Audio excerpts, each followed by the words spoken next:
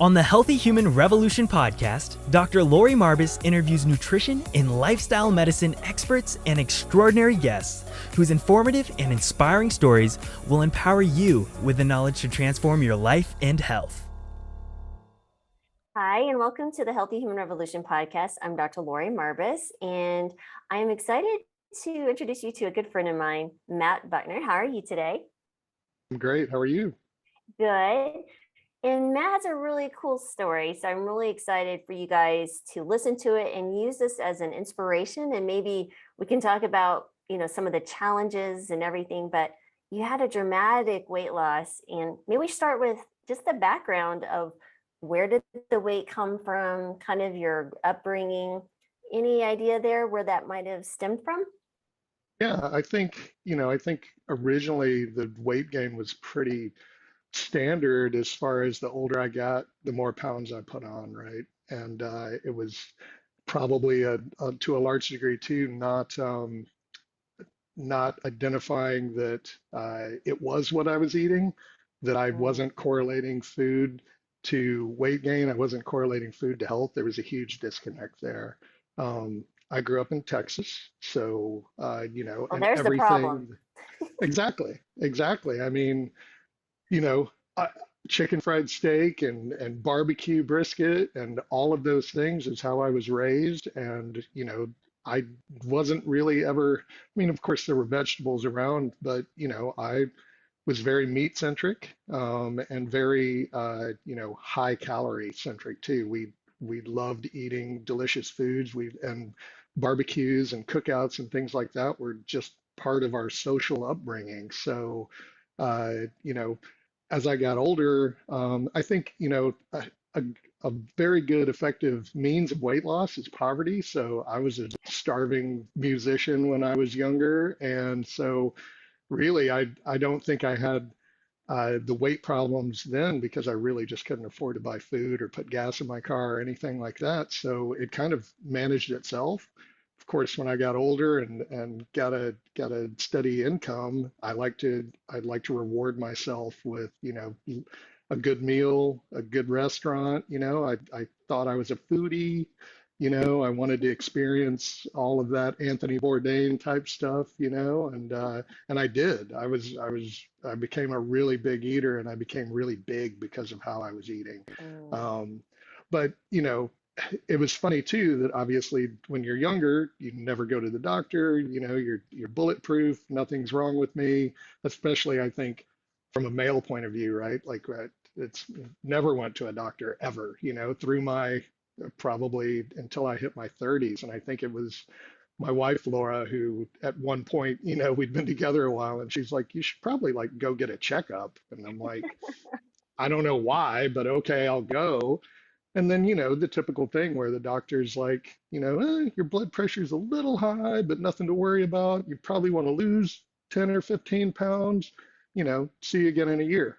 Okay, great. mm, And then come back in a year and it's like your blood pressure's a little higher, your cholesterol doesn't look very good, and you probably could lose 25 or 30 pounds. And then it was like, a year later, it's like, okay, we've got to have a serious talk. I want to put you on blood pressure mm, medication.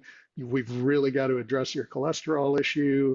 And, now you need to lose 50 pounds plus, and then mm, and from then, you know, I, I like to think that I was a good listener, but probably not a good actor, right? Where I would leave the doctor's office very inspired and be like, okay, going to the gym, I'm going to eat right, and, in a year, I'm going to go back and they'll be so impressed with me and how I've taken all the weight off. And of course, the next checkup, I would weigh even more. My blood work would be even worse. And I really wasn't getting a lot of good advice as far as, exercise and eat right, and I'm mm. like, and until I finally came across a doctor, Dr. Alan Kuhn, who is largely responsible for a lot of my transformation, where he kind of sat me down. He was one of those wonderful physicians that was willing to have that hard talk with their patient. That he was like, look, I can tell you why you keep gaining weight, and I can tell you, you know, why your blood work looks like this, and because before I think it was almost like the message I was getting was, well, you're getting older, and people put on weight as they age, and your organs just don't work like they did when they were before. So your cholesterol's going to go up naturally. Your blood. Oh, did you have heart disease in your family? Well, it's hereditary. Not much you can do about that. And be sent on my way. And then with Dr. Kuhn, I was really fighting. He was like, we're going to have to put you on medication. And I did not like the sound of that, and I did not want to be, and it was, heart disease does run in my family. So I didn't like that, and I also considered myself to be pretty young to be put on these types of medications. So, I would negotiate with him and bargain with him. But of course, then the checkups were, well, I can't see you once a year anymore.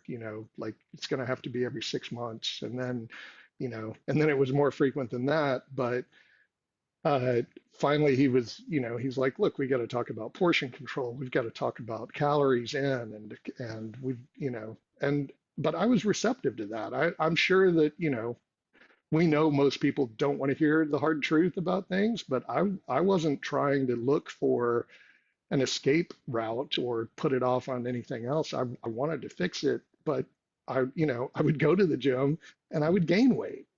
Mm, So, right, and I would also go to the gym and be very hungry and go eat.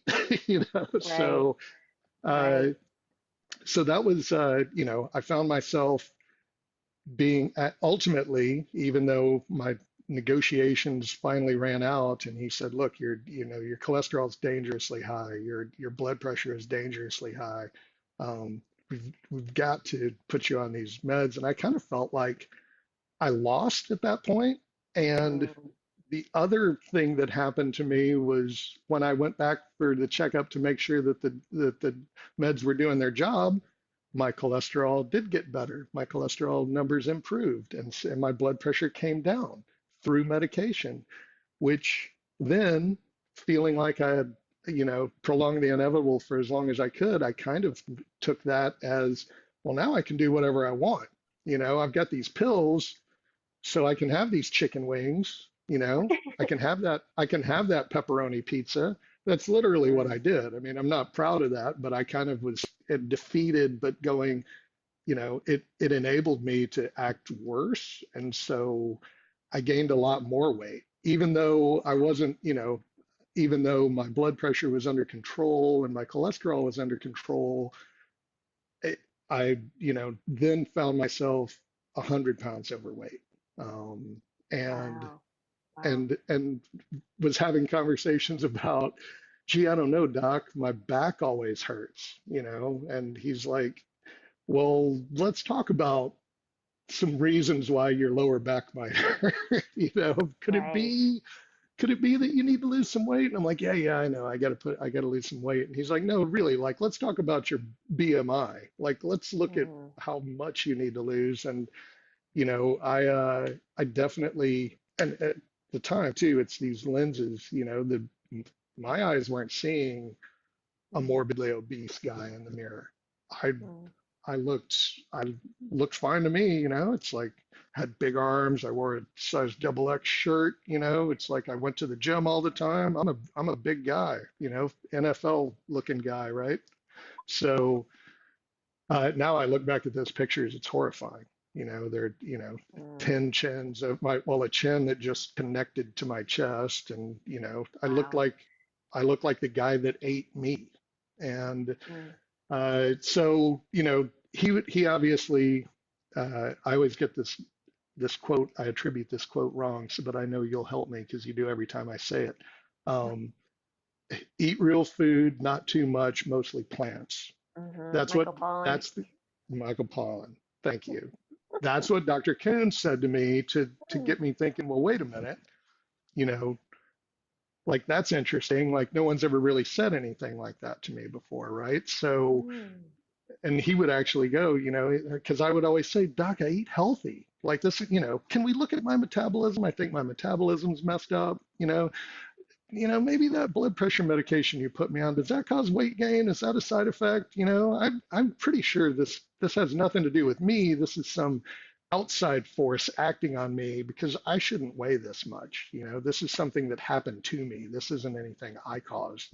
Mm, This couldn't be the pepperoni pizza. This can't be the chicken wings. And mm, I would always tell him that, I cook my own meals, I eat really healthy.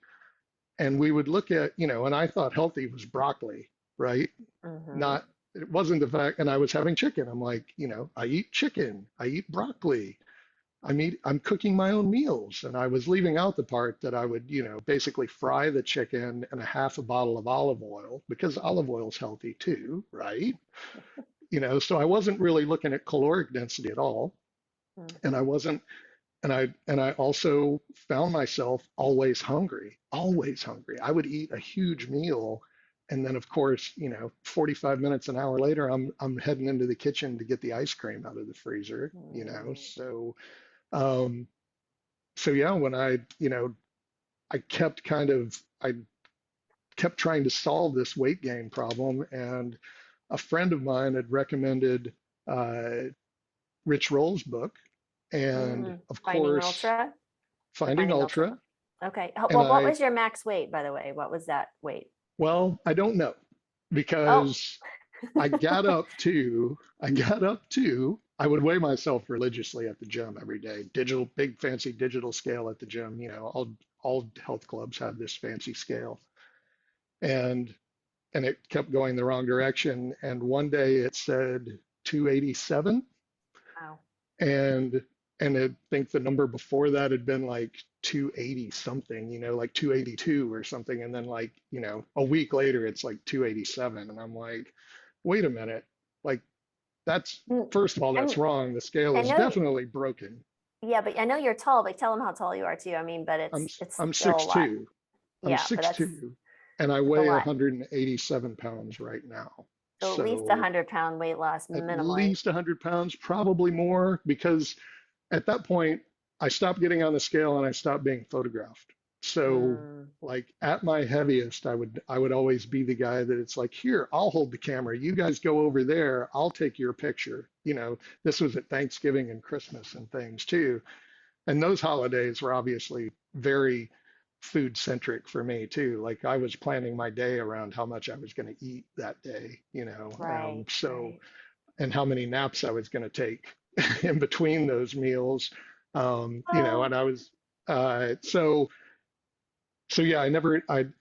It was horrifying to see that approaching 290, approaching 300 pounds. Like I guess 250 was something that was manageable to me, and then everything above that, like, was a component of 250, right? Like mm, 265 isn't too far away from 250, and I don't know why no one ever, it was like 200 pounds when I was a kid was like a goal to get to. Like mm, you're big when you're 200. You have to be at least 200 pounds to be considered a big guy, right? So I wanted to right. get to 200.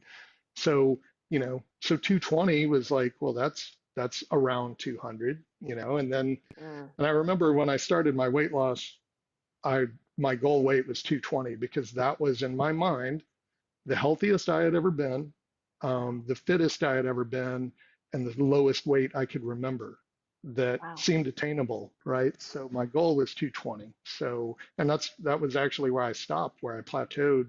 I lost 65 pounds, got down to 220, and but felt great. And obviously when you lose 50, 60 pounds, people are high-fiving you. People are excited, right? Like they're Hmm. like, oh my God, Matt, look at you. You But lose 100 pounds, the conversation changes dramatically, like, you right? have cancer, you're too skinny, da Yeah, da da. I I'm I curious though, literally, yeah. sorry, before we get to the weight loss, how Mhm. many meds were you on, just so people could kind of So correlate that with, I was on four. I was on wow. one for acid reflux, which was Mm, basically, prescription Prilosec, I guess, because hmm, I had continuous severe acid reflux. Wonder mm, why, right? mm, And yeah. I had chronic back pain, so I was on pain blockers. Never got into anything stronger than that. Thank God. My doctor was very adamant that we not go down that road. Thank God he was not he was of that mindset, or I would have had a whole different battle to fight. Mm, Um, and then of course cholesterol and high blood pressure. So gotcha. four prescription Meds. medications.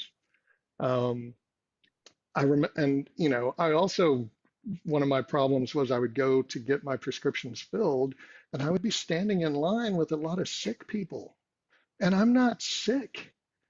I was like, and they're older too, right? It was I live in Florida, so Oh, there was a that, lot of it's, old sick people at the pharmacy that seemed to be planning their day around their trip to the pharmacy, right? And all I wanted to do was just go get oh, my refill and get out of there, right? And there it's like this hmm was like a gathering place, and I was like, here's I, something I do not want to be involved in, right? Like, it's really interesting you say that because I mean, I've been hypothyroid since I was 25. And so that's been, well, almost, I guess, 25 years, almost 26. And what was interesting, I have the same thing. I get real antsy standing in line to go to the pharmacy. I mean, the mail order, thank God, because then it just comes to me. That's the only medicine that's prescribed. And I'm just like, I feel like, am I failed in my life? Because I'm standing, it really is. Like, I I don't even, really like, did even if you were feel like sick, that. antibiotics or anything, which I haven't been on, and I honestly can't remember the last time I had an antibiotic. It's been decades at least.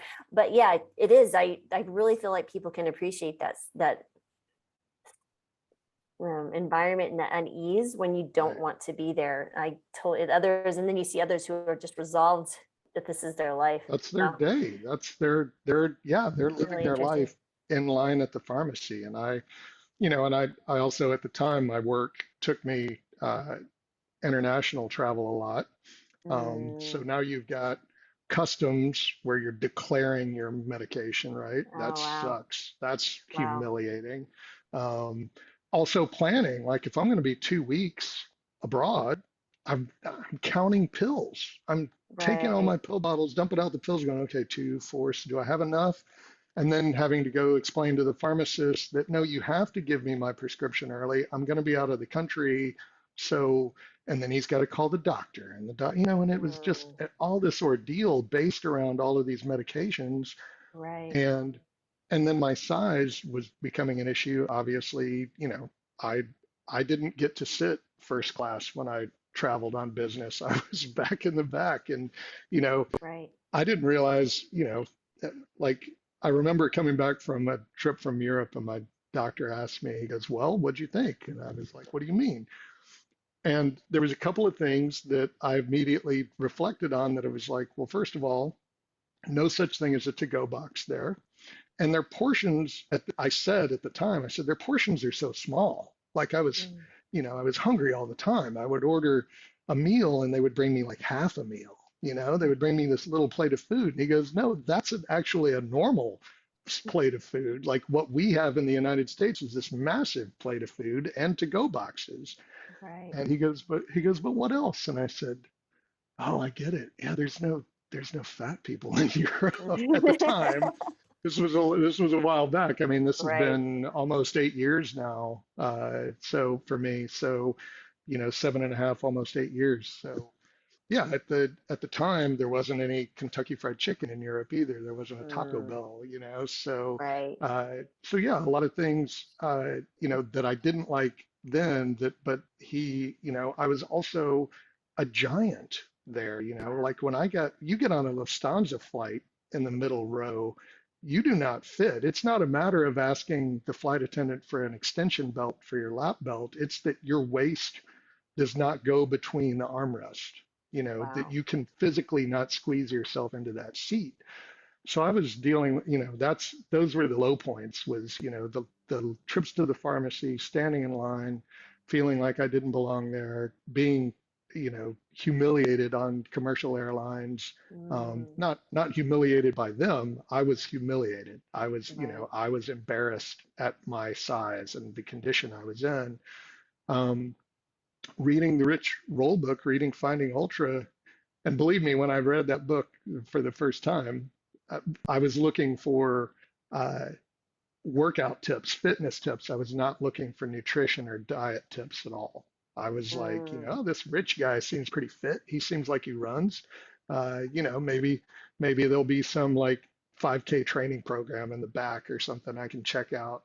right. That was my mindset, was that I was just gonna work out more, you know, and I would lose the weight. I would just work out Mm, harder and I would lose the weight. And, I started getting to those parts in the book that started talking about plant-based diet, et cetera, and was like, yeah, that seems like some kind of California hippie rich roll thing. Like, that's not me, So Right, I'm like, right. good for that guy, but, I'm not doing any of that.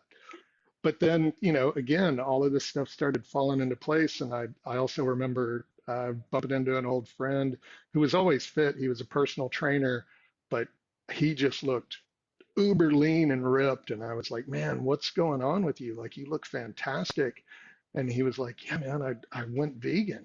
And I was Mhm. like, well, that doesn't make any sense. Like, you should look really malnourished and, pale and weak right now. Like, how is this?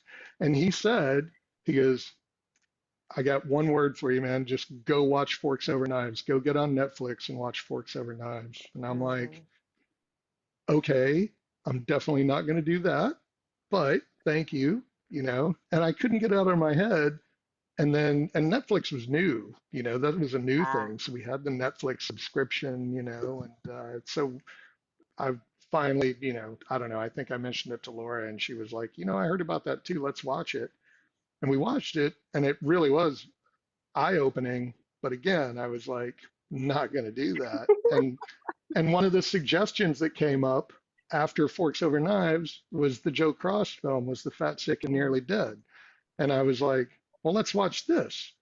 And, and so, of course, I watched Forks Over Knives, going to a plant-based diet, how you can heal yourself. And I immediately after that go watch Joe Cross drink only juice for 1 year and went, that's what I'm gonna do. And I ordered a juicer on the spot and immediately began juice fasting. And it was excruciating, but it was a great it was a great jumping off point, I think. I think Mm. I had a lot of self-loathing going on and I really wanted to punish myself in a lot of ways. Hmm. I wasn't doing anything sustainable. I would typically leave the doctor's office and try to starve myself for as long as possible. Uh, Hmm. just from the shame of the doctor visit. He'd be like, well, more bad news, buddy. It's like you gained 10 more pounds and, I might have to up your cholesterol medication and, anyway, see you in a month. I was also having to go back, it's like I want more blood work. I want to look at this. I want to increase your dosage. And those meds made me feel bad too. Like I Yeah. was constantly complaining to him that I'm like, it wasn't a specific symptom.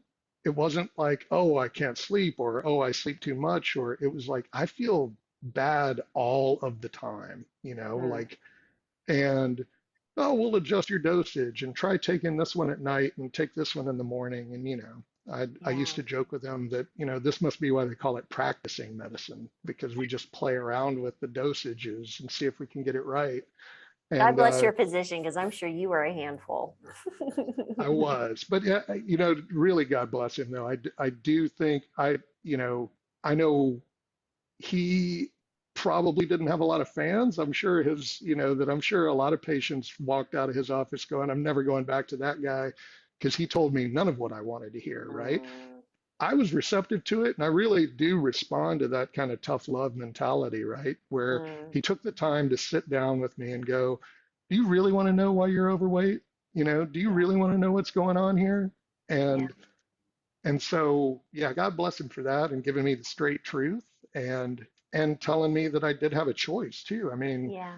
I know that, my in-laws have been handed the same scripts and said, you will take this for the rest of your life and not having, or you could do this. That's just, no, you will take this for the rest of your life. And they Wow. go, okay, well, my doctor says I have to take it for the rest of my life. I guess that's what I have to do. Mm.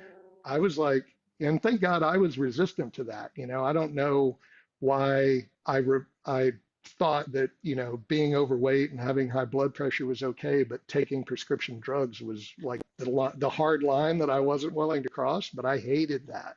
I felt Mm. really, I felt just, out of that I didn't have control over anything anymore, that I Mm. was dependent on these pills and that situation wasn't going to get any better. Mm. So You feel like it was easier just to not, like, if you weren't on pills, you could ignore the mirror, you could not get on the scale, you could just kind of like, whatever. But with the peel, it was like a daily reminder. Like the pill is Daily just like here, reminder. Yeah, sort of. It's and like you're swallowing your fate, right? it really was. And that they didn't make me feel good. Maybe if they made me feel really good, then I would have been a big fan of the pills, but they made me feel like crap all the Yeah. time, you I don't know? know any actually drug that makes you, well, unless it's illegal, there might be Right. some, but or There in are some some states, drugs some that drugs that are legal that still shouldn't be taken, but that's another conversation. But yeah, I feel like the same people say the same thing. And well, I would take that back. Like my thyroid medication, if I don't take that, I would eventually not feel well. right. And I'm And I not would say saying, probably some women and hormone replacement. yeah, There are certainly indications for exactly. medications and you feel better, but obviously, Exactly. but These not pits, blood I pressure think meds. that I've never heard anyone else taking statins that was like, No, man, I feel great. They're like, I no. just feel like crap all of the time. Like I felt Or blood better pressure before I meds. was on. Right. Yeah. The blood pressure Yeah, meds and the playing with the dosages and the switching to different brands and all of that was just a nightmare. I mean, I was, right. and again, I just felt like this isn't me. Like I'm not supposed to be, I'm too young. This isn't right. I shouldn't be Mm. here. So So, whatever that was in mm, me. so after the juice fast, so this was what year was this? 13, 14? Yeah, yeah, and probably so it was in between. At that time, my life was a series of trade shows, right, and trips. So I knew that I had. There's a show in spring in Europe called Music Messe that I was going to be attending, and this was kind of the catalyst. I it's a transcontinental flight. Mm, I wanted to lose weight, and I also wanted to show all of those clients that I had the last time they saw me, I was morbidly obese and 100 pounds overweight, and this time there's going to be this huge transformation, and my goal was to drop 50 pounds wow. before that show and to be able to fit in a seat comfortably on an airplane so that I could not suffer for 8 hours on the trip there, and then Right. to um, and just to not be embarrassed the whole time because you're seeing these people on basically an annual basis, and so you left them with that image in your mind, right? It's like Mm, we didn't do video calls constantly then, so they would basically be that okay, see you next year thing. And so I kind of wanted that wow factor, the big reveal. So I worked really hard. I definitely did calorie restriction to the max. Obviously the juice fast thing was really difficult, but it yielded really impressive quick results, right? Like how I did dropped you, 20 how, pounds whoa, in, 20 pounds and how quick? in like a week. Oh my I goodness. mean, Wow. but I had 20 pounds to lose. I had 100 pounds to lose. So Right. I was also, you know, exercising constantly, really trying to keep on the juice fast thing.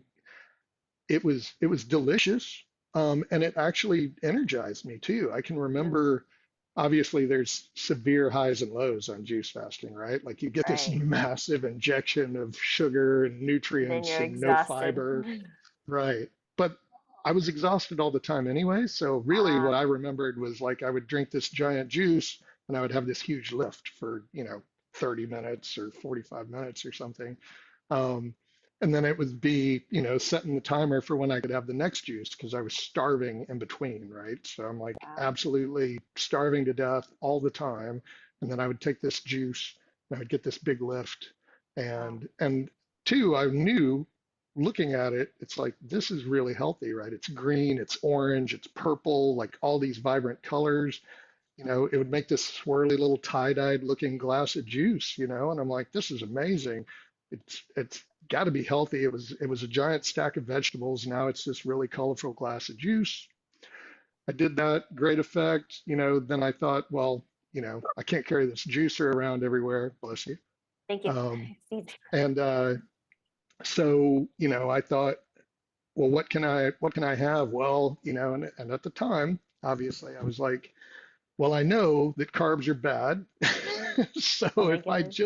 if I just concentrate on protein intake, so I would do really horrible things like eat lunch meat, like Oh eat wow. like sliced turkey, like but it was also I had a food scale, so I Ah, would weigh out, you know, 8 ounces of turkey, and I would eat that, and then I would be like, and I would, calculate whatever the caloric, you know, equation was. It's like 8 ounces, it's this many calories per ounce times eight. This is how many calories I'm eating. So I'm logging everything, I'm weighing everything, drinking lots of water for whatever reason.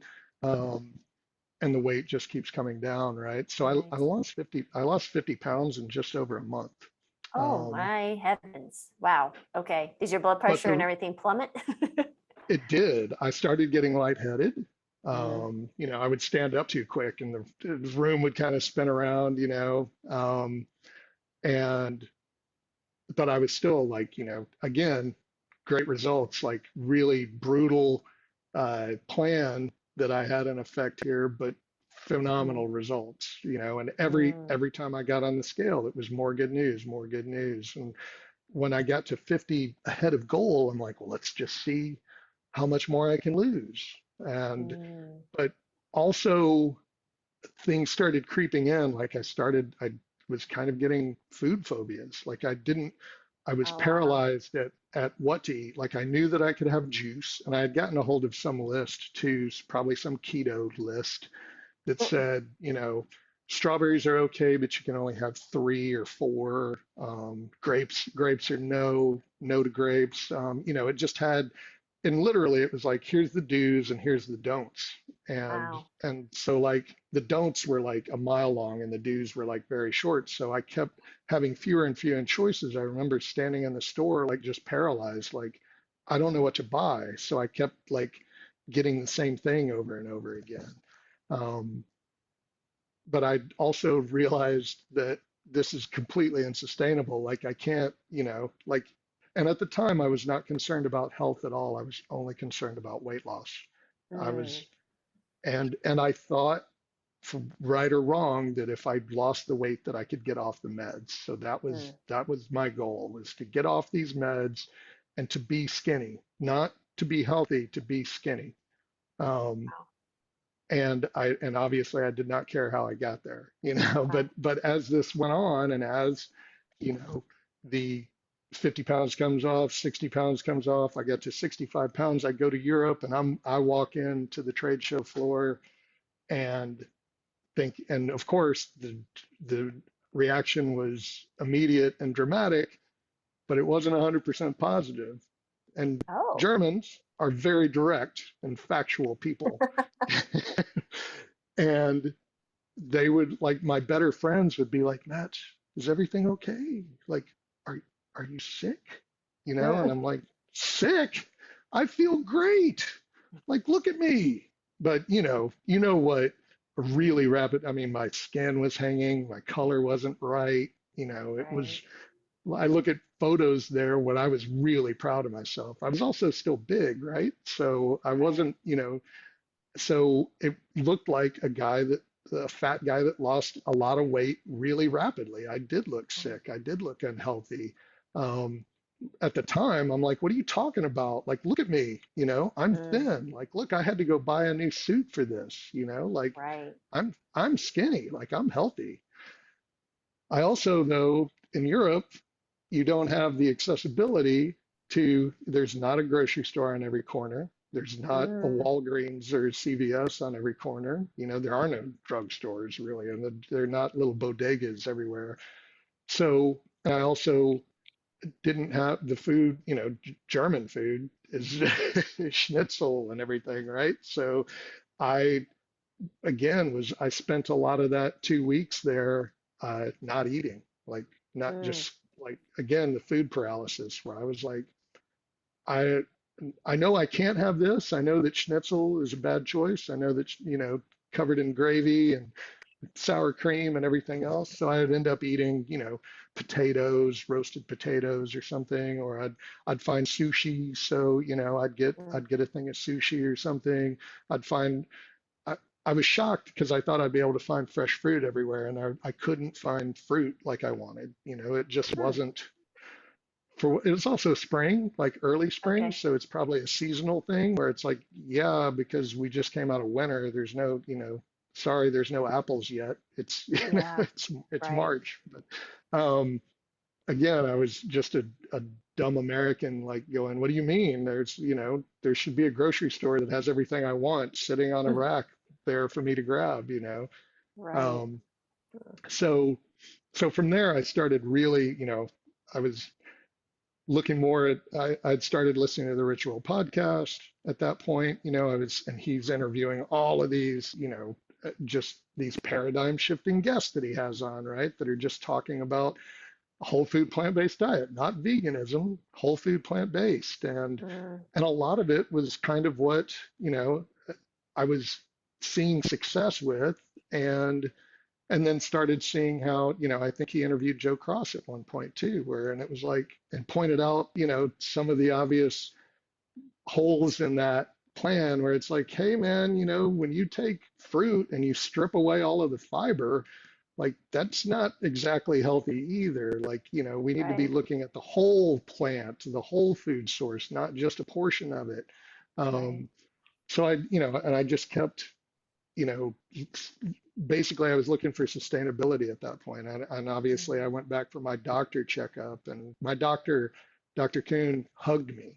Like he was Oh. like, "Oh my God, look at you." He hugged me. But he also said after that, that because I knew that I had stopped taking the meds because two things. One, I was getting lightheaded, so I knew I couldn't keep taking the blood pressure meds. Mhm. Two, I was trying to skip a step that I'm like, if I come back and he goes, "Wow, your blood work looks great, come back in 30 days, stop taking the meds and come back in 30 days, we'll look at it again." I just stopped taking the meds 30 days prior to my appointment so that he Mm. could, and he actually like was going through my blood work, and he looked over at me and he said, "Did you stop taking your meds?" And I said, "Yeah, I did." He goes, "Okay, good."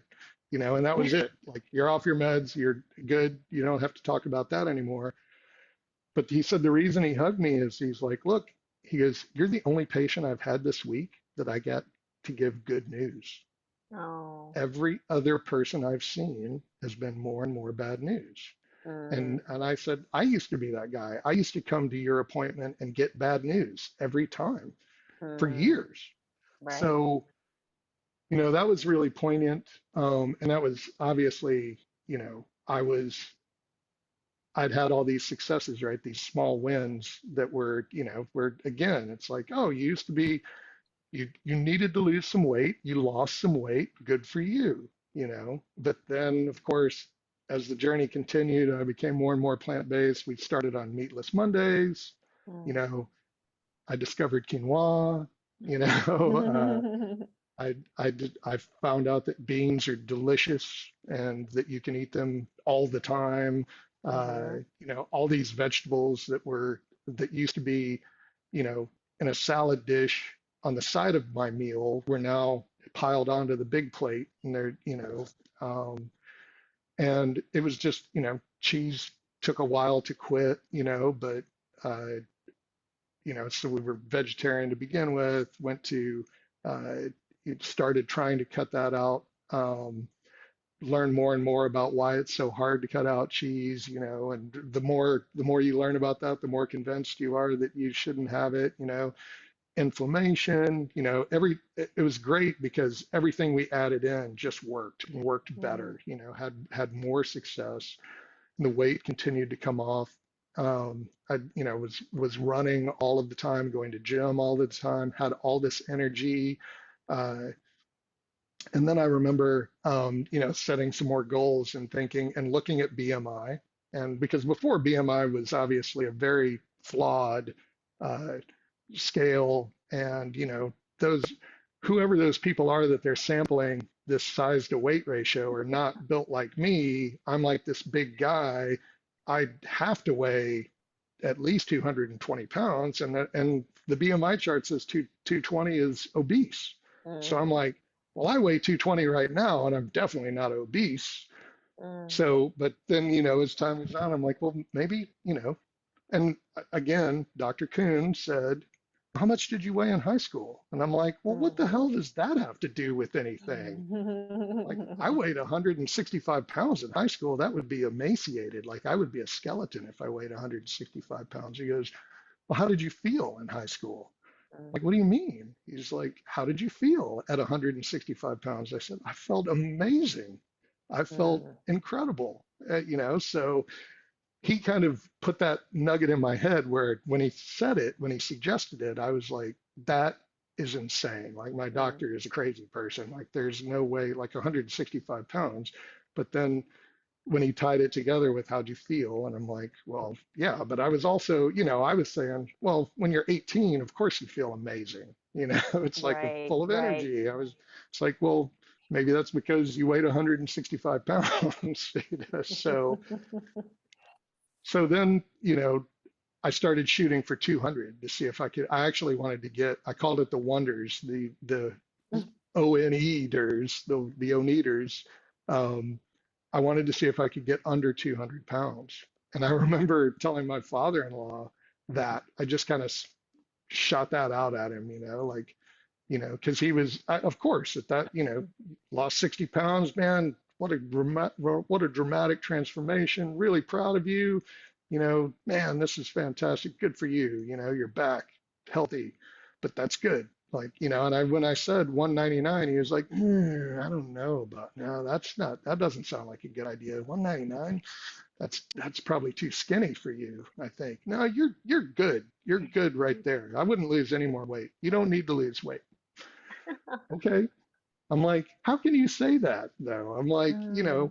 and why didn't you say, hey, you're fat and I'm really worried about you when I weighed what must have been 300 pounds, right? Like, Right, no one was knocking the plate of food out of my hand when I went back for thirds when I weighed 300 pounds. right. And nobody had any. I actually, one very good friend of mine that that had that conversation, that he was like, hey man, I'm really worried about you. Like, you're really Mm. overweight. Like, I'm kind of scared that like you might drop dead, like you're really big. But that was one guy, and not a family member either. One Right. friend that had the courage to come up to me and go, I'm scared. I'm worried about your health, I you think that know? that speaks volumes to how much he values you as a person. Others are afraid to turn over the apple cart, so to speak, because they're not sure how someone's going to take it, or how to approach that conversation. How would you recommend someone, approaching someone who is overweight, who dealing with the shame and the concerns, that they would be in a receptive manner? How would you find that that would Yeah. be a good way to approach it if someone is and there's someone in their life that they're worried about? I mean, my recommendation is head on, right? But I also know that you kind of have to prepare yourself for them to push back, obviously. Mm, But it is the 600-pound gorilla in the room, literally, right? And yeah. but we have to have that conversation more. I mean, that's what Mhm. I get exasperated. You and I have had this conversation. Everyone in our circle of friends, we're exasperated by it, where Mhm. it's, why can't we as a society have these conversations? Why is it that when someone reaches a healthy BMI index that their friends go, we're concerned, you're too thin, you need to put on weight. Mhm. But when they're morbidly obese, nobody says, we're concerned, you need to lose weight. It's Right. Exactly. and I also think from my point of view that I've shared this with you, is that I always keep the fat pictures on my phone so that I can Mm. show them. I was shocked that I would have a conversation like, hey man, we really need to talk about your weight here. And they're like, I'll dare you, like some fit skinny guy talking to me about being fat. And I'm like, oh, hang on, look. And they're like, whoa, Yeah. wow, you were a great big fat person. It's like, yes, I was. And then it's somehow okay. But I mentioned earlier that when I was big, I didn't see big in the mirror. I saw thin. Now that Mm. I'm thin, I usually still see big in the mirror, right? That it's Yeah. it's that, when Body you're dysmorphia. it is. So, when I approach someone, I'm thinking this guy will understand where I'm coming from. I'm a big guy, and then they look at me like, Mm. why are you talking to me about weight loss, bro? So, that's but that's I think it's a conversation that, our doctors need to start having that conversation too. I mean, Mm, mm. both of my in-laws have been told to gain weight by Oh their my physicians and eat higher calorie goodness. food. And I'm like, I'm how could your dying. doctors say something like that to you? I, You could put I on a few pounds. You're too skinny. Who, mm. what? Yeah, So, there's very few of my patients that have this issue, what their BMI is under like 18.5 or something. I mean, they're right. thin, and it becomes of an issue. Um, but the majority, obviously, I don't have that conversation. I would say there's three things that I'm thinking about. One, as you approach someone who's overweight, and if you've never been overweight yourself, the way I approach it, because I've never had to deal with weight issues, and I mean, the only time I gained weight was when I was pregnant. And I understood how that was uncomfortable and waddling Right. and stuff. I Right. can't imagine all the time. Right. So, but is honestly just trying to be there and encourage them to look at their health. And I approach it more like that. And I said, the scale will take care of itself. And so maybe you approach it, if you have a loved one, approach it from the health aspects, like, dude, man, mom and dad died of this, or, my uncle had this, or whatever. I'm worried about your heart. I'm worried, number one killer of Americans is heart disease. Can we talk about maybe some foods that will decrease your risk? That type of approach I think works well if you're coming from it from a fit, thinner person to someone, and as a physician as well. Doctors who tell patients to gain weight, I think one, have no business talking about nutrition because they don't know anything about nutrition. And two, they Right. probably have issues themselves. So they're Right. probably obese. And then I would think that other people who don't say anything to your family members, they feel more comfortable with someone who's overweight. Let's think about why. Yes. Would be, don't you think, because they're less of a They're not reflection of maybe threatened by that. things, Right. right? So they can't reflect, oh, I need to lose weight too. They're looking great. So maybe I should do something. It's kind of the same, I think. I'm sure you've been in this position where you order your healthy plant-based meal, say nothing about that Right. to anyone. And then they Yeah. suddenly go, oh, what's that? You tell them what you're eating. And they go, why are you eating that? And you tell them why you're eating it. And they go, oh, so what I'm eating is unhealthy? Yeah. They get offended by my plate. I'm like, Yeah, that you you don't, never said. and and it's funny how we don't get offended by their plate, right? But I get No, asked that a lot too, that they'll be yeah. like, "Hey man, do you mind? I'm gonna I'm gonna have a cheeseburger." I'm like, I don't mind that you have a cheeseburger. Right. You know But what I do though? I pull the doctor cards. Well, hey, I don't mind if you want to eat something that's going to increase your risk of heart attack today. Sure. So I'm here. I am, I'm ACLM certified or advanced cardiac life support, ALS. So I'm just like, it's like just to rub it in a well, little, but I can do I that though. I think too, for men especially, I can't speak to women necessarily, but for men my age too, and I'm 51, I'll be 52 in February. Um, it's shocking to me that, because I have approached it from the health point of view, like, hey man, like, think about Mm, your heart, like, you don't want to have a heart attack, right. how's your blood pressure doing?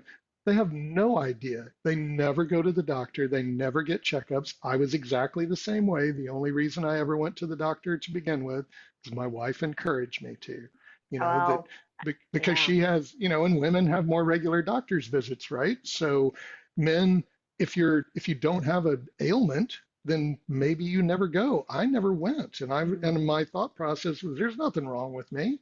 What do I right. need to go to a doctor for? If something hurts or I'm sick, I'll go see a doctor. And these silent killers, the cholesterol and blood Mm, pressure, I talked to overweight guys, and I'm like, "How's your blood pressure, man?" "I don't know. I guess it's good." I'm like, "What do you mean you guess? Like, what's the?" So I think a lot of people, need to find out that baseline and see. I mean, I've mm, had close friends that have told me that, yeah, man, I just had a checkup and my doctor was like, he's really scared about what my blood pressure is. And I'm like, well, what is mm. your blood pressure? And they say some crazy number. It's like, oh, I don't know, it's 180 over 150 or something. And I'm like, oh my God, Brain So explosion. Yeah. yeah, so Yeah. I'm like, but they don't know what a normal blood pressure is, or they Mm, think what a normal blood pressure is what we accept as normal now, where it's like the mhm. threshold of heart disease is now normal because Right. which I always say average, and I always say Yeah. compared to what, right? Well, my doctor says my blood pressure's fine. And I'm like, compared to what? Compared to everyone else in the United States or compared Mm-hmm. to a healthy blood pressure? What is Mm-hmm. your blood pressure? And is it Right. being controlled by medication? Mm-hmm. And but typically what I see back is that they have no clue. Right. Men my age and young, that 40 something white guy in America has no clue, never goes to the doctor, eats like he's a teenager, and then's going to drop dead of a heart attack. And Right. everyone's going to go like, gee, we didn't even know he was sick, So Mm-hmm. that's part of the conversation that, and especially, we've got a global pandemic going on, and people are Mm-hmm. still refusing to talk about health Right. when they think that this virus is killing us, and you were already sick. Right. You were compromised coming into this. Right. You had one hand tied behind your back, stepping into the rain. You need to Mm-hmm. be, and we see it every day where it's like, a healthy man died from COVID. They put his picture up. It's like, that's not a healthy man. Right. That guy is not healthy. If that's our image, if that's the picture we hold in our head of what a healthy man looks like, we've got Right. to address that, and Right. that's a bigger conversation to have, right? When everyone, like you said, body dysmorphia. When I was at my biggest, I knew I was at my biggest. Mm. It was uncomfortable. I was suffering. Everything in life was a challenge. When I was 50 pounds overweight and had high blood pressure and high cholesterol, I did not see myself as obese. I did not see Mm. myself as sick. I Right. thought that, and I also believed what most people were telling me. Hey, man, you're just getting older. You're not a kid anymore. And Mm. I was like, well, all right, buy some pants that fit. Buy an extra large shirt instead of a large. That's not such a trade-off. I, Yeah. not like I was going to go run 10 miles in the morning anyway. What's the big deal, right? Right. I think we're all think of life in this steady decline until we die. That's what Right. I had in my head, is that you decline into death. And now I think the opposite, that I'm going to be on this upward trajectory. And then, you know, that's like, I think we had this conversation in Leadville too, where you would hear these stories about, marathon runner drops dead at finish line, and you'd be like, oh, that poor bastard. Now I'm like, that's exactly how I want to die right there. Is like, like, yes, out on a run Yeah. and just, Just be done. 95 years old out on a run and drop dead in the middle of a run. That's living right there, The poor souls around them. But hey, you died the way you wanted. Right. Meanwhile, So I traumatized everyone around me at the finish line. Okay. meanwhile, there's PTSD and many psychiatric appointments for people after. No, I think So you're I right. So we have a skewed view of health, right? So it's like you said, like the very skewed. pinnacle is 25 and it's downhill from there. So, like Right. I'm your age, right? I'll be 51 at the end of the month, and people are just like, wow, you don't look like you're 51. I'm like, actually, I am 51, and that's how everyone should be looking like at 51. This is the problem. Exactly. You don't look 51 because this is the healthy. You know what I'm saying? I feel like, why shouldn't I be the common Right. person, right? I get told that Uh, too all the time. It's like, you don't look Yeah, 50. I'm like, yeah. how old are you? Like, we're the same age. You don't look 50. You Right, look like you're exactly. 65. Exactly. Exactly. Well, let's talk about what the typical 50-year-olds, why they look older. It's because this is what 50 should look like. Right. That Well, half and century mark. I never dreamt that I would be like this at 50, because you always, it's growing up. We see 50-year-olds were, even when we were kids, people in their old. 50s, they didn't, They were right. old. Well, 50 is old, but it just seemed like a different thing. But we have such a potential of health well into our advanced years. And, I feel like, well, I know I'm 50, but physically I don't feel 50. What am how fast is this decline going to happen when I do die eventually? It's like, I don't know. We'll see. Lord willing, it's a long time, but hey. And I don't think, I mean, we just keep moving, and we keep eating whole food, Mm, plant-based, right? mm, And that's the Right. But those are the things, I mean, and people call them sacrifices, but I didn't sacrifice anything. I gained everything, you know. I Oh, you I just gained sacrificed your hypertension, you sacrificed your exactly. cholesterol, you My poor sacrificed not feeling cholesterol well. suffered. Oh, Right. I know. But that's the and people say, but we hear that comment all the time. I could never give up cheese. I could never give up eating pizza every Friday. I could right. never. I'm like, it's first of all, Yeah. yes, of course you can, because I'm not unique. I'm not special.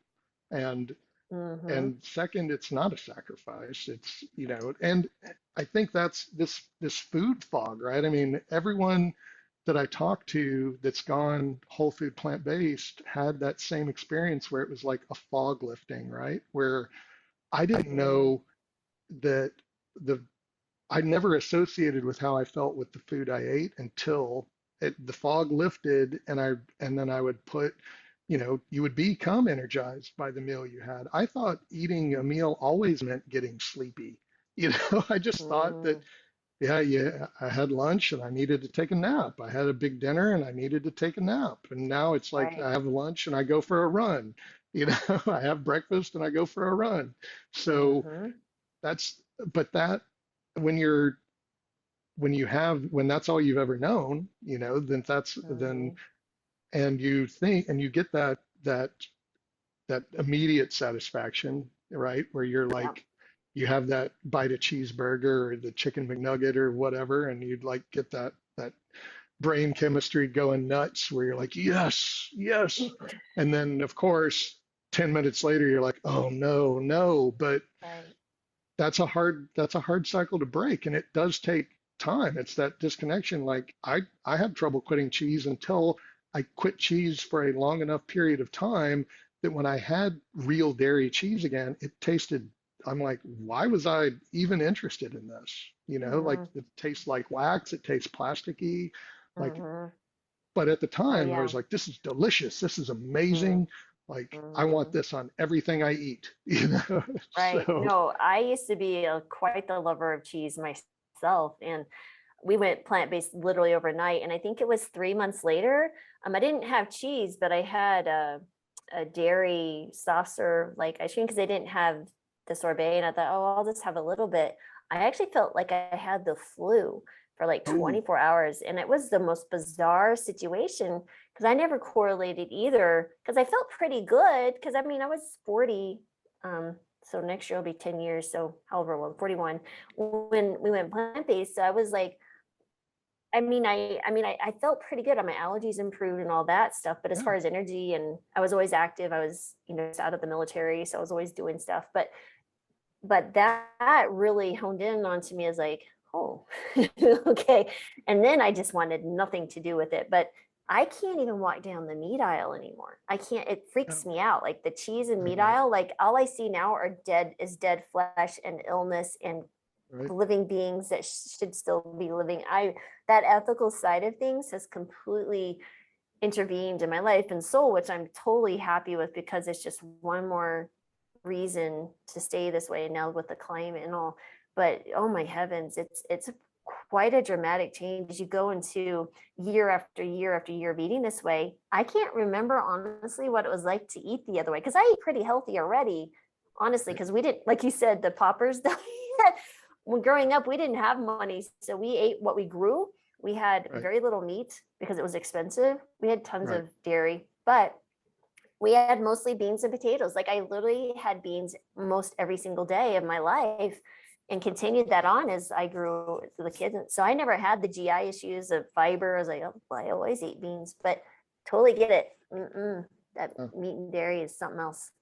the ethical side too. Like I remember I would always point out that I am not vegan and I'm not ethical about the way I eat. Mm, Like right, that was like my caveat. I'm like, look, I eat whole food plant-based purely out of health for me. And right. then it started creeping in, and Yeah, it was organic that I was like, I don't want to harm anything anymore. And I right. used to like, again, growing up in Texas, that hunting and fishing Yeah, culture, like, yeah. that was ingrained in me, and I was kind of supportive of that. I was Yeah. like, hey man, like good on you, do your thing, you know. And I I worked on a dairy farm as a teenager. I saw that Yeah. inhumanity up close Yeah. and didn't see anything wrong with it. Yeah. That was still like I look back on that, I'm like the horror that I witnessed Mm-hmm. and was so desensitized to it. And now look Mm-hmm. back and like, the dairy industry, it's like, you want to see cruelty up close. It's like I worked Yeah. on a farm that, hundreds of heads of cattle Mm. that, I saw all of that. But again, I was it's bizarre, like, the speciesism thing too, that I don't even think was a word until a couple of years ago, but how Right. we were always, horses were on a pedestal and Mm-hmm. cows were just meant to be eaten and Mm-hmm. pigs were meant to be eaten, but dogs are to be revered and cats. And I'm like, it all made sense to me. Now I'm like, don't you see? It's all the same. Like, Right. but again, an experience I had in Europe where I was at an Italian restaurant and had to ask what a word on a menu was, and they said it was horse. And I was horrified, Oh horrified. my And the gosh. waiter looked at me like, "Do you eat cow?" And I said, "Of course I eat cow. What kind of question is that?" He goes, "Same thing," and walked away. And that Oh wow. I remember that today, and I'm like, he was absolutely right. He's like, "What's this guy getting upset about? Horse, big deal." It's Wow. like you're going to eat a cow, but a horse is different. At the time, I thought it was. I thought it was a completely different thing. Like, no, no, wait, you don't eat horses. Like, well, you Right. shouldn't eat cow either. So Mm. Wow. it's funny how, and that's the part of my journey about how it was a journey and how everything made more and more sense as it went along. Nothing was contradictory. Everything, and now we know that, my favorite, Dr. Greger, who's always talking about the protocol for this and the protocol for that, and it always ends up being the same thing. Eat a whole food plant-based diet. And, how do you prevent COVID? Eat a whole food plant-based diet. How do you prevent high Mm-hmm. blood pressure? Eat a whole food plant-based diet. And Mm-hmm. that's to me, that's what I love. That was the edification that I needed through this, where it was like every door I walked through pointed to the same thing, where before everything was contradictory. It's like, Mm. well, you could almost pick your nutrition plan, right? It's like, well, I really like steak and eggs. Well, we have that steak and egg diet for you over here, sir. Mm. Well, Mm-hmm. I don't care for red meat, but I really like fish. Oh yes, Mm. here's your fish diet over here. And Mm. then, but all of them had their drawbacks, and all of them would have mega contradictions. And then you would run into these, what the problem is? Legumes are the problem. That's the problem. And, lectins are the problem. And Oh my tomatoes are gosh. poison and nightshades and all of that. But I mean, I'm watching the same PBS show that everyone else is watching going, well, why didn't you tell me that tomatoes are poison? I didn't know that. I thought tomatoes were good for me. You Oh my so, gosh. Oh my but gosh. that's the, But nobody would think that, oh, killing an animal, slaughtering it in its no, massive injections of hormones and right. antibiotics and potential for, all the bacteria and the death and I mean, just thinking what that animal is aware and the fear that it had. You don't think that conveys to you in some way? Of course it There's does. Of so course much it does. going on. Oh my God. Of It just course it does.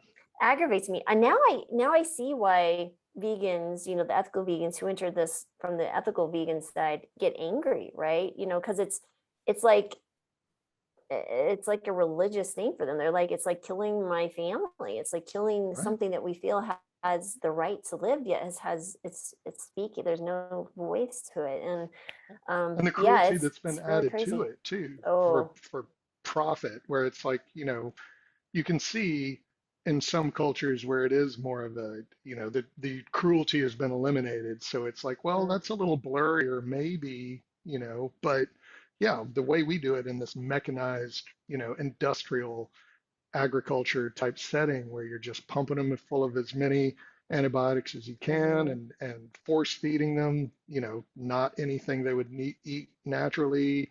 And then mhm, the cruelty from birth till slaughter. And yeah, yeah, the like, if you look at that on its face, if you extrapolated that to anything else, you would be right. like, that's utterly inhumane and cruel. We have to stop this. But then when Right. you put a nice shiny piece of cellophane on it and put it in the display case, they're like, yeah, I'll have the Yeah. T-bone, please. Yeah. And I that's, That's amazing. Yeah, and but they're like, it's, oh, it's grass fed, it's out in pasture. But I'm like, I'm sorry, you still put a bullet in its head or you killed it by this way. I'm like, death has never been humane, and at least that I'm aware of, as far as oh, instilling death in someone, not the natural cause of death. But oh, anyway, my goodness. But but well, we had quite a great conversation. So over 100-pound weight loss, stopped all your medications, you're running, you're active, you're living your life at your midlife. um, yes. so what would be your final advice for someone who's listening? Because I feel like we really touched about a lot of things that a lot of people will find in common, the thoughts that you Right. shared and just expressing those. But what final advice would you suggest for someone who's considering this way of life or approaching someone else with this? I think I mean, that's the thing though, is the focus has to be on nutrition and movement, right? So that and that we are not meant to slowly decline into death in our life, that we're meant to thrive and we're meant to be mobile and outside in nature and eating food that looks exactly like what it started off being. So, when you're eating an apple, you don't have to wonder where that thing came from. It looks exactly like an apple. So, if it's in a bag or a box, don't eat it, and, Mm-hmm. eat whole foods and plant-based. And I think and have that conversation with that loved one that you're worried about. Have that hard conversation. I think we all we've all lived through the same year and a half and had this horrifying experience of losing people suddenly, and for preventable reasons. I think maybe that conversation's easier to have now if we look at it even from a way of fortifying ourselves against these viruses that keep cropping up, and that's I know it's a hard conversation to have, but yeah, you've got to address the 600-pound gorilla in the room. You've got to have that talk and be prepared too. I think that's the thing, is that expect their reaction, that they're not going to hug you and say, I've been waiting for you to say Mm, something to me so I could get started, that they're going to react in a in a negative way. They're going to be upset with you. But they're mm, also, like I said, I look back, I had that one friend, I remind him all the time that you were the only guy. You were the only mm, guy that had the courage to come talk to me and say you were mm. worried about me. And that meant a lot. It meant a lot at the time, even though I wasn't very happy when he told me that. And I deflected it too. I was like, hey man, it's cool. I got it under control, but you know, it stayed with me. I remember it to this day. And if your doctor is supporting uh, your bad habits, get a new doctor. There's great Mhm. doctors like Dr. Lori out there. You've got the Healthy Human Revolution. You know, there it's before that wasn't available, right? I got really lucky. I happened to have a primary care provider that told me there was an alternative. That was pure luck. Um, that and the fact that I'd really rebelled against having to take prescription meds. But if your doctor is saying, "Hey, this is just the way it's going to be for you," uh, reject that notion, because Mm. it's absolutely possible to live a healthy, happy lifestyle with, without going the way that you're just getting older. No. So that was a very long, meandering answer, but that's my answer. No, I think that's a very good summary of everything that you spoke to, and have those hard conversations, because honestly, if something happens to them, you're always going to have the regret that you didn't. So at least, approach it in love and saying, can I help you on this journey? And then walk with them. Don't say, oh, you need to eat plants to do this, but just say, hey, I'm here to support you. And here's some, other, I would say more objective evidence. I wouldn't Right, say that unless you're a physician and right, an expert in that field or had that experience yourself. You could certainly say, here, here's my experience with this, and here's some resources I found helpful. would you at least look at them, because I do worry about your health, and leave it at that. And you just think you're planting the seed, right, that will blossom, because you had multiple seeds. The universe was poking you a lot in Definitely one was period of shoving me, definitely. I was like, there's some varying signs here. He's like, eventually they're going to get your attention, but Took a while. but those seeds start accumulating, and you're just like, huh, that's really interesting. And there will come a time, hopefully, that someone will listen and take a different look at themselves, but through the eyes of like, wow, I do need to change some things. So, and life is hard, man. This is not easy conversation. Life, that's just part of it. We got to suck up the hard times with the good times, but welcome to life. That's what makes it interesting. Exactly. So that's what makes it interesting. Absolutely. Well, thank you, Matt, so much for your time. And we really appreciate your sharing your wisdom through your journey with us. And I really hope that it inspires people who are listening. I hope so too. Thank you so much. I really enjoyed it. Excellent. Bye, everyone, and tune in next week. Thanks for watching, and I hope you enjoyed that video. Before you go, though, please hit the subscribe button and the alert button so you will be notified whenever we upload any new videos. On Monday, we upload the Healthy Human Revolution podcast. Now, if you'd rather listen to the podcast, you can find it on all the major platforms, such as iTunes, Google Play, SoundCloud, and even Spotify. Now, if you're looking for more resources on how to start a plant-based diet, sustain a plant-based diet, exercise, recipes, anything regarding wellness, we've got you covered. Check out healthyhumanrevolution.com. And again, thanks for watching.